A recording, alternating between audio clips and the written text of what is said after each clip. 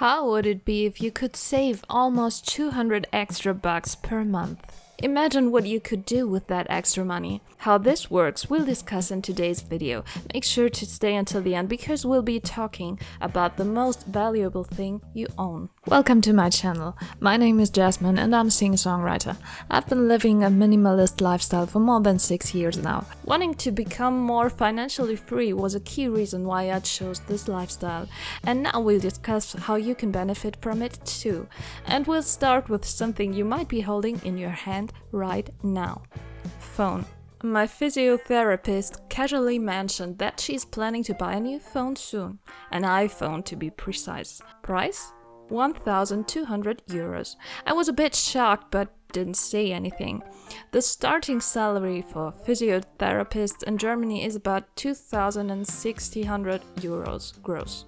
That means my friendly young physiotherapist is spending almost an entire month's salary on a phone. Please don't do the same. For example, if you sign a phone contract in Germany, you pay between 35 and 100 bucks per month, depending on the phone. Let's assume we choose a mid-range phone for 59 euros. I have a prepaid plan. For that, I only pay 9 euros per month. That's a saving of 51 euros per month. Don't burden yourself with contracts unless absolutely necessary. And when it comes to the phone itself, don't buy for status. This will save you a lot of money. Let's move on from phones to another entertainment expense. Streaming. Most people I know have at least one subscription to a streaming service, often several.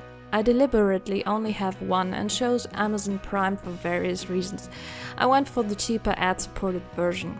I actually like Netflix too, but I just can't justify paying 15 euros per month for another streaming service, so I saved that money. And by the way, I mostly watch YouTube anyway, and that's free. Electricity. If you've had a contract for more than a year, energy providers in Germany tend to get a bit cheeky and often hit you with a hefty price increase. My last provider wanted to raise prices by whooping 25% after just 1 year. Ouch.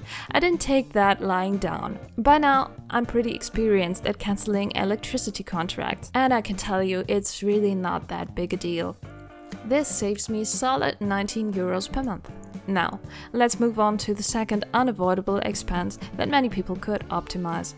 Bank fees. You can avoid having a checking account, but there are huge differences between the various providers. Even if switching banks is a bit of a hassle, it's absolutely worth it, especially because many banks not only charge you a basic fee but also a transaction fee. This means you pay for every transaction on your account, even though these are usually processed automatically by a computer. And even though the bank is making money off your balance through interest. That's pretty unfair, isn't it? But there are actually providers where you can manage your checking account at a low cost or even for free. For me, this saves about 15 euros per month in accounting fees. There's also another way you can save money with your bank and even build up a financial buffer. And it's completely painless and without any sacrifice. I'll explain how that works later. But first, let's talk about how you can save money by decluttering. Decluttering. As a minimalist, I declutter several times a week. I could passionately tell you that you automatically save money when you own fewer things, because you need less furniture and living space. But in this video, I want to keep it as practical as possible, and we are going to talk about another aspect of decluttering. The fact that you can make some extra money by selling the things you no longer need. There are different ways to do this. You can either go to a flea market once a month or sell everything online. No matter which option you choose, with a little preparation you can easily make an extra 35 bucks per month, or even more, depending on how diligent you are and what you sell. But now let's move on to something you probably didn't realize costs you so much. Coffee to go. When I used to work in the city, I bought at least 3 coffees to go on my way to the office each week. If you have a similar habit, do yourself a favor and stop it. Honestly, get yourself a reusable cup and some good coffee. Create your own little coffee ritual in the morning and take your homemade coffee with you. This saves you between 36 and 60 euros per month. In a moment, I'll share my favorite tips on how to save money on groceries. But before we get into that, make sure to subscribe to the channel so you don't miss anything in the future, and together we'll simplify your life. Alright, let's continue. Groceries. Inflation is punching big holes in our wallets, but we can't avoid buying groceries. There are some standard saving tips you probably already know, but we'll go over them for the sake of completeness. Always shop with a grocery list, otherwise you'll buy a lot of things on impulse and because you can't remember what you already have at home. Use saving apps or loyalty cards from different stores to get extra discount. Buy fruits and vegetables in season and keep an eye out for special offers. It doesn't always have to be expensive brand products. Store brands from discount retailers are often just as good, but I don't think I'm telling you anything new here. But what really makes a big difference for me is stockpiling. Yes, I'm admitting it today, I'm a stockpiler. There are a few products that I always need. They are brand name products. Every few weeks they're on sale at a supermarket, and then I really stock up and buy enough for a few weeks. I also noticed a pretty sneaky trick at the supermarket today, and I want to show it to you now. You see that your shampoo is on sale and you immediately want to grab it. But be careful, even here you should take a closer look at the prices.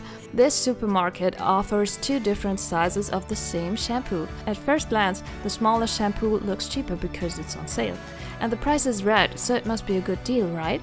But if you look closer, you see that the price per unit of the larger bottle is still much cheaper than the sale price of the smaller one. So always compare the prices per unit. How much I actually save with this is hard to estimate. I'd say somewhere between 20 and 35 euros per month. Saveback. I have two checking accounts, one traditional account and one light account where I regularly transfer money.